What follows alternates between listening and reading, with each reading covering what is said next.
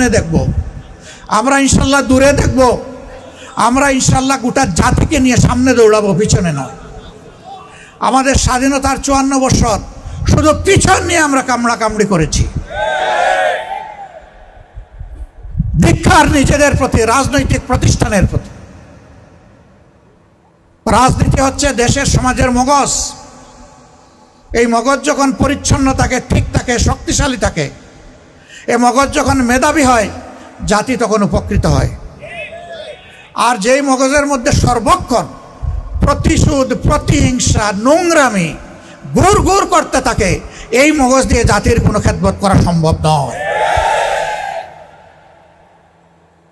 সম্মানিত ভাই ও বোনেরা, বাংলাদেশ জামাতে ইসলামী একটি দুঃখী দল। আমরা আপনাদের কাছে বড় ঋণী। আমাদের কষ্টের দিনগুলোতে অনেক ভাই এবং বোন জীবন এবং ইজ্জতের ঝুঁকি নিয়ে আমাদেরকে আশ্রয় দিয়েছে। আমরা আমাদের মায়ের মুখ দেখতে পারিনি। এই দেশে থাকা অবস্থায় 10.5 মাস আমি আমার কোনো পরিবারের সদস্যদের মুখ দেখার সুযোগ পাইনি।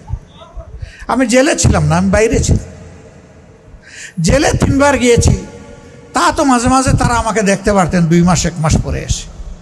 কিন্তু বাইরে থেকেও আমরা আমাদের আপনজনের মুখ দেখতে পারিনি। সেই সময়টা কোথায় ছিলাম? সেই সময় আপনাদের বুকে ছিলাম। একবার একজন আইও আমাকে বলে যে স্যার আপনার লেটেস্ট অ্যাড্রেসটা বলেন। আমি বললাম কোনটা বলব? বলে মানে?